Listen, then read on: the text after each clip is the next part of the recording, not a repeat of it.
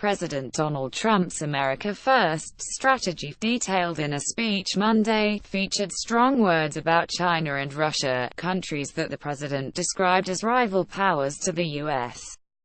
But despite Trump's stated goal of building a great partnership with them, both countries seemed less than enthusiastic about the plan in responses issued Tuesday. A document outlining Trump's plan accuses Russia of using subversive measures to weaken America's credibility and European governments, specifically calling out Moscow for its invasions of Georgia and Ukraine. The document doesn't specifically mention Russian meddling in last year's U.S. presidential election, but it warns that Russia and China are more effectively using cyber attacks and online propaganda, saying the U.S. and allies must counter the misinformation. Dmitry Peskov, a spokesman for Russian President Vladimir Putin, told reporters Tuesday that the mentions of Russia struck Moscow as imperial and showed an aversion to a multipolar world.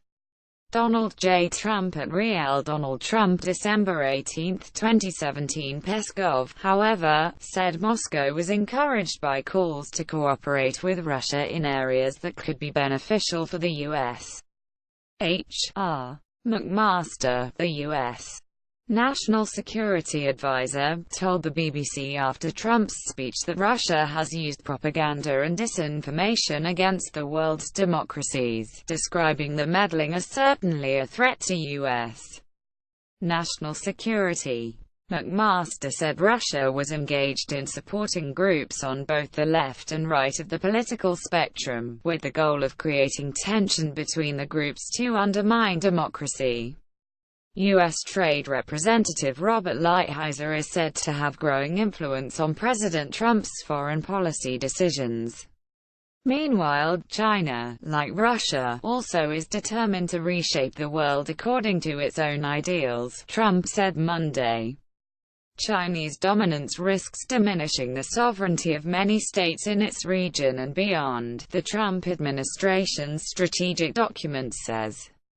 The strategy calls for stronger traditional alliances and new partnerships in Asia or amid a geopolitical competition between free and repressive visions of world order. One new policy proposed restricting visas to prevent intellectual property theft by foreigners, particularly Chinese, who travel to the U.S. to study science, engineering, math and technology. But the decision to label Beijing a rival in a national security strategy report reflects a victory of hardliners in Trump's administration, China's official news agency warned Tuesday. Trump's stance probably means Chinese U.S. economic and trade relations will face even more pressure and challenges, the Xinhua news agency wrote. Trump's security statement marked a revival of the anti-China rhetoric he used during the 2016 U.S.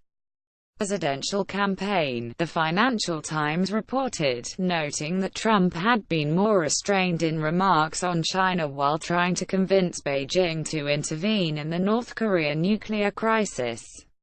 The remarks also signaled that Trump may be relying more on U.S. Trade Representative Robert Lighthizer, known as an economic nationalist, than on globalists such as Gary Cohn, head of the White House National Economic Council, the FT reported. China's Global Times newspaper, published by the ruling Communist Party, said Trump's report reflects Washington's reluctance to accept the reality of China's rise. The Associated Press contributed to this story.